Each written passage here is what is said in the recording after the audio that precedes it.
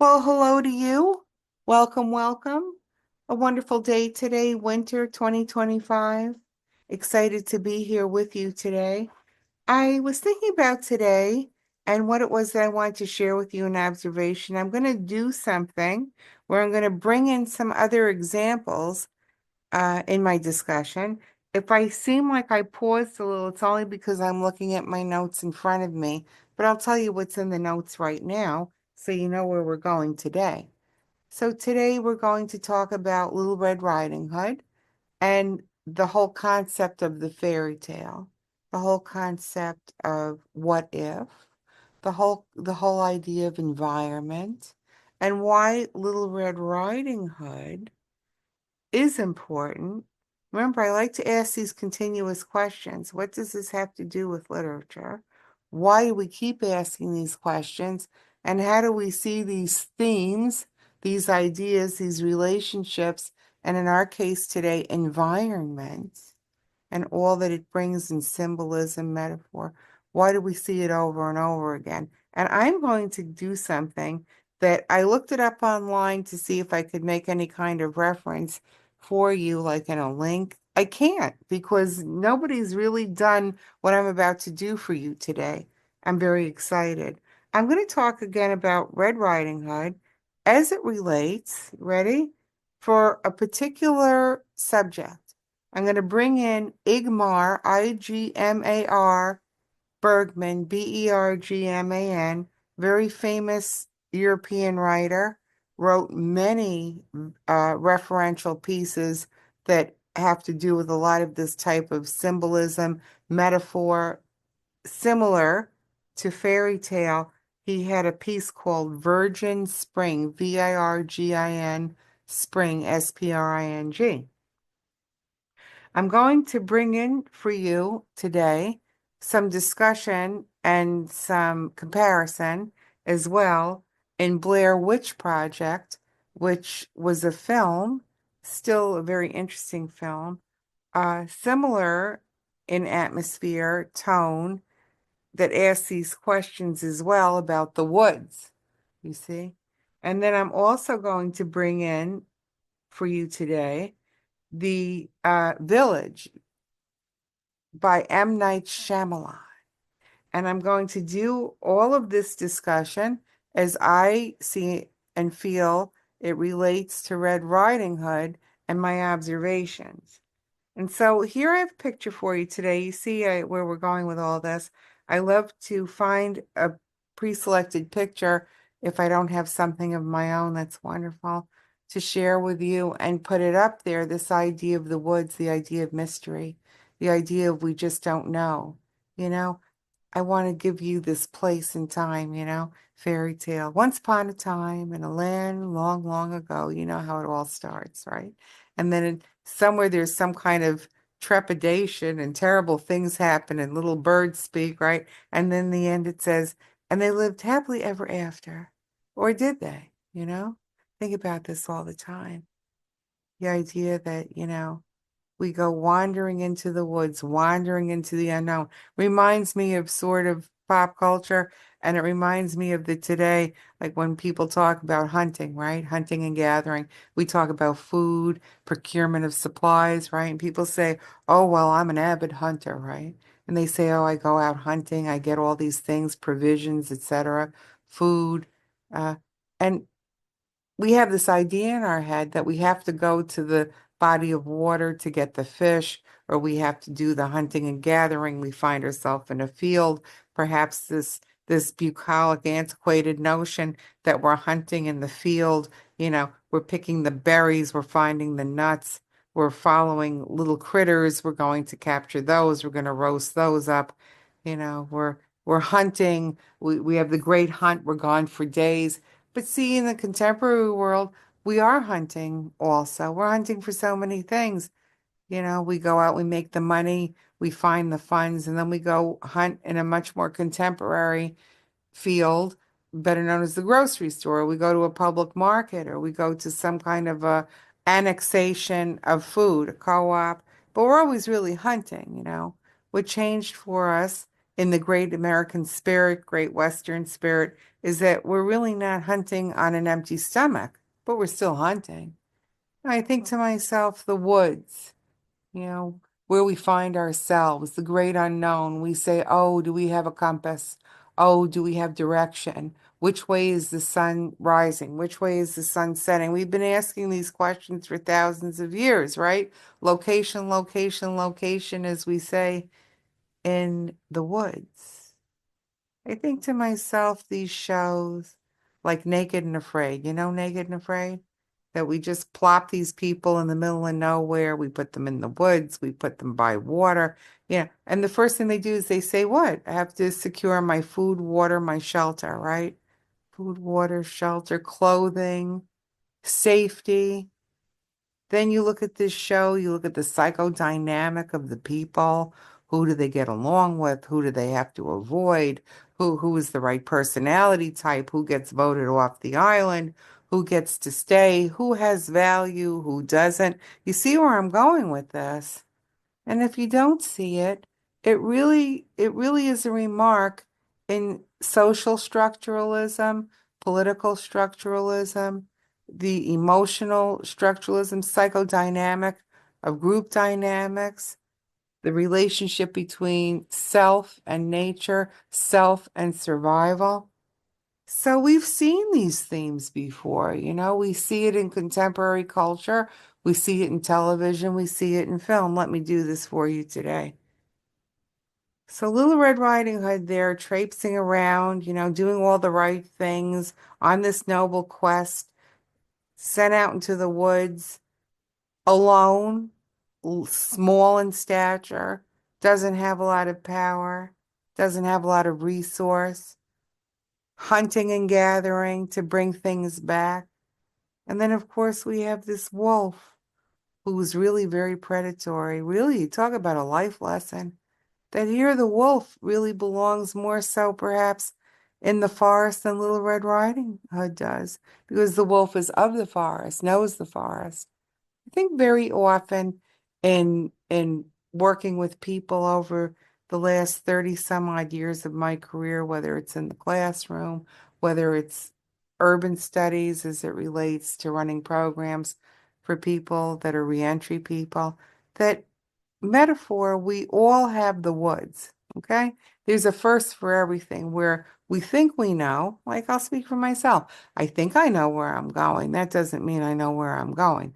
Or my previous experience going to a neighborhood, I say, oh, well, I've been there many times before. Well, things might have changed. Maybe there are new people. Maybe there are new movements within a neighborhood. Maybe I've seen it all before, but something might have changed. Maybe there's a new person running the neighborhood. We see it in employment, you know, where we say, oh, well, you know, I worked there for years, but then there's a new supervisor. Things have changed. It looks familiar, but things have changed. I want to talk first about Ingmar Bergman, his film Virgin Spring. It is a little what could we say? Alarming. I remember I saw the film the very first time when I was an English major at SUNY Brockport. Though the Bergman films have always been referenced at NYU, Bard, it's really part of the film canon because he talks about a lot of issues in his films with his characters that have to do with this quest. Who am I? Where am I from? What is it that I'm looking for? How am I going to cope? In Virgin Spring, we have this very young girl, definitely pubescent, who is wandering through the woods to get from point A to point B. Really a metaphor for wandering through life. And she's so trusting. She meets these two people, these two men that are on the path, and they try to give her directions where to go, but really she doesn't see it, but we see it as the audience. We see this mechanism where these two men are really plotting her demise. They're plotting to take advantage of her socially, sexually, emotionally, and lo and behold, at the very end, because they really don't want any witnesses, they kill her.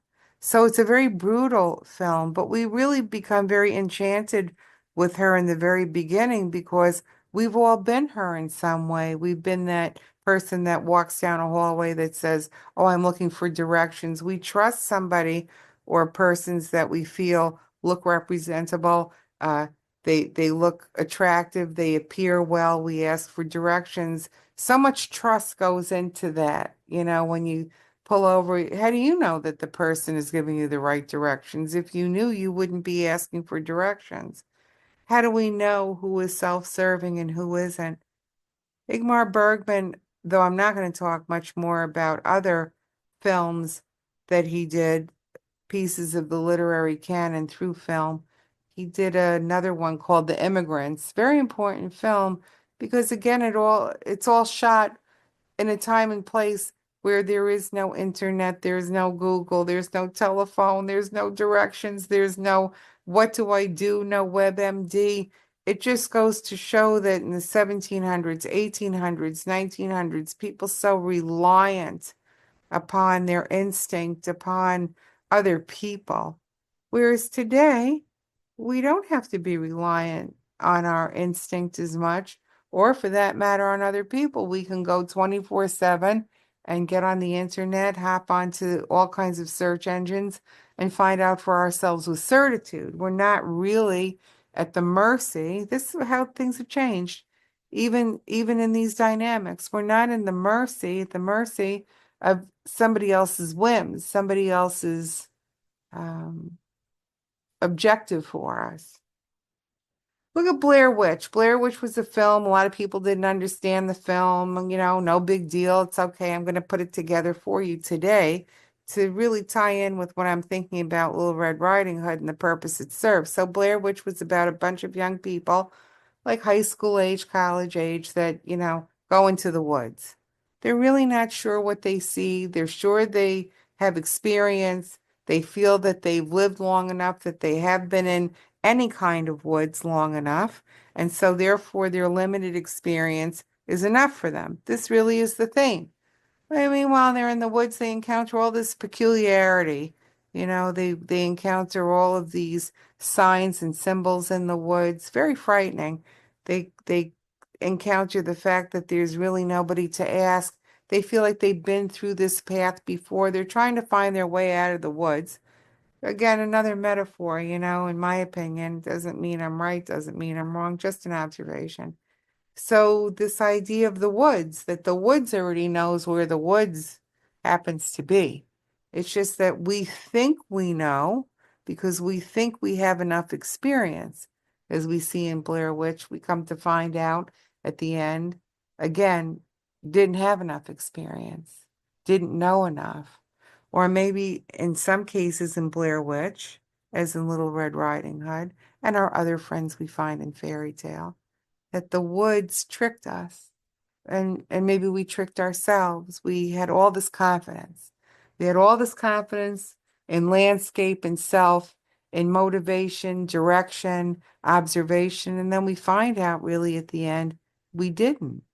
So I take that as a takeaway that the idea that even though we've seen something before doesn't mean it's the same way again. Like you have 100 different characteristics of people.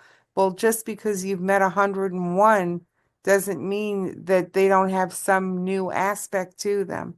Just because we've seen something before doesn't mean that there isn't something a little new as an approach.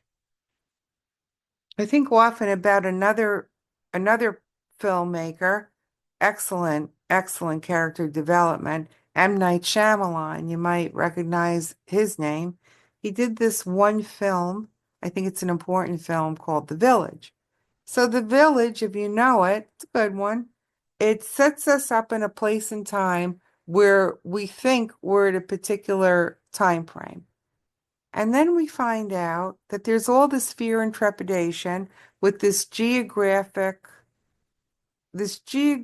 landscape where in the village, everybody says you cannot go past this particular geography. You may not leave because if you leave, bad things will happen to you. Nobody exactly says what the bad things are in The Village by M. Night Shyamalan. And about 20 minutes into it, you don't really care that nobody has told you what the bad things are. It already got drilled into us as the audience through the characters that we just don't care to know. And we're going to stay in the soft zone of the village, that whatever the village has to offer, we're not going to go out and seek anything different because it's just unsafe out there.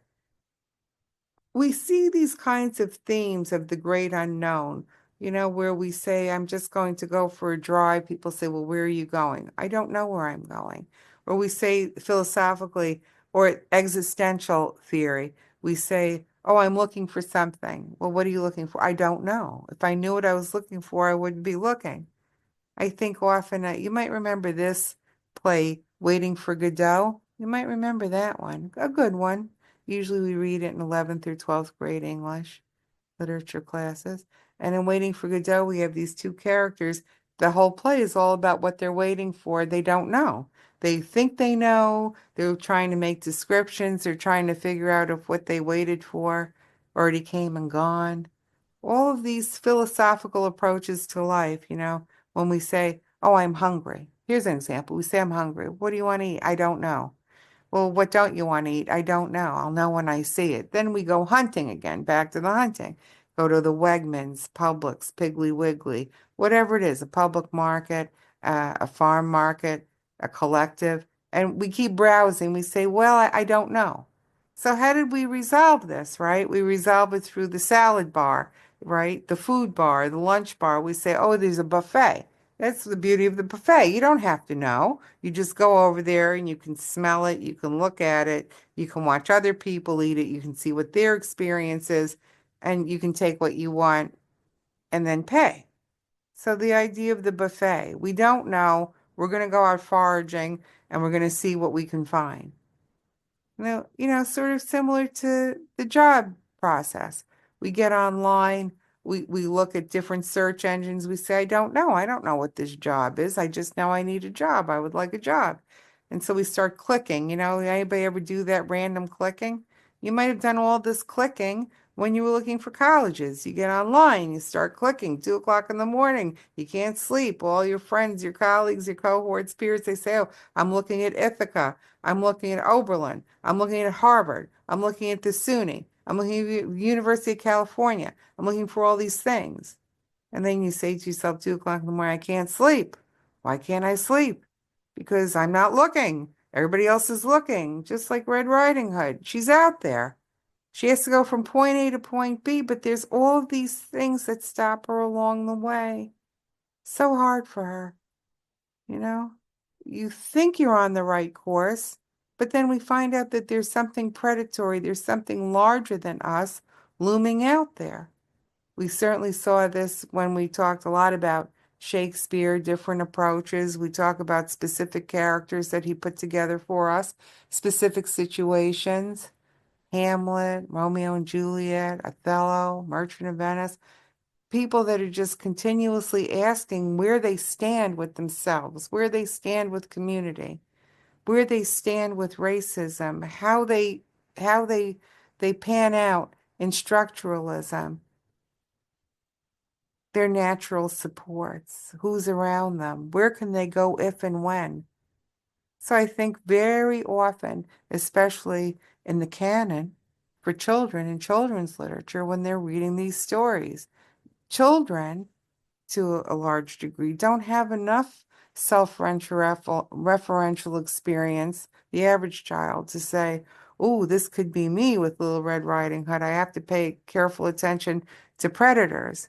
Whereas, unfortunately, there are some children that come to the fairy tale, that come to Little Red Riding Hood, that they can also tell you in reading Red Riding Hood, during reading Red Riding Hood, closely after reading Red Riding Hood, they'll tell you about predatory examples that they can make thematically, why we keep repeating these stories, these fairy tales, fables, the moral of the story, the lesson to be learned. And that's really the part that's unfortunate. When literature, it is unfortunate, but maybe it is also fortunate that literature provides us a landscape in which to discuss the realities of childhood. Is that possible? That we could think of it in those terms? Why do these stories stay with us for hundreds of years? Why are these stories, these little fairy tales, translated in a myriad of languages? Why is it that the theme of the forest really provides for us in so many different cultures the same feelings, the same reactions of this unknown that we think we know? It seems similar, but it really isn't. We don't know how to shelter ourselves. We can only, here's really my takeaway. We can only really take our experience that we have from previous situations along with us and apply it the best we can. So maybe we do this with character development. We say, well, we've seen this character before, and so I'm going to apply my feelings, my responses to this new character I'm meeting because I've had experience with this before. But then maybe something might change and we say, oh, I have to be adaptable. Maybe a lot of these fairy tales are not only about fear, trepidation, the unknown, but adaptability. Certainly in what I referenced for you in Igmar Bergman's Virgin Spring, she keeps trying to adapt to her emotional environment. She sort of questions herself. Are these people that I've encountered in the forest, on the road, that I've asked for directions? She starts to rethink. She starts to wonder to herself, did I make the right decision in stopping and letting them know I don't know where I'm going? We see this in Blair Witch. We see the same adaptability question.